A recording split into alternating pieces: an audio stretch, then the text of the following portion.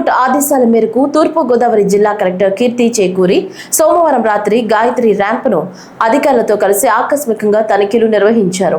Collector వెంట mines, revenue అధికారులు ఉన్నారు. క్షేత్రస్థాయి పరిశీలన వివరాలు హైకోర్టుకు నివేదించడం జరుగుతుందని అధికారులు తెలియజేశారు.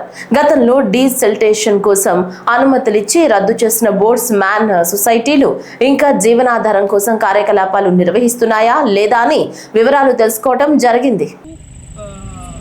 డీసిల్టేషన్ మంది క్యాన్సిల్ చేసాము, అంతేనా?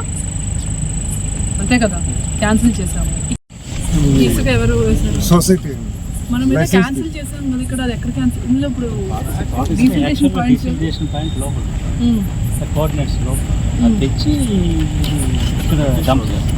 సో ఇంతకు ముందు ఎన్ని పాయింట్స్ ఉన్నాయి మనకి డీసిల్టేషన్? 2 పాయింట్స్, దాంట్లో 25 సొసైటీస్ ఇచ్చాం. డీసిల్టేషన్ ఎన్ని పాయింట్స్ ఉన్నాయి?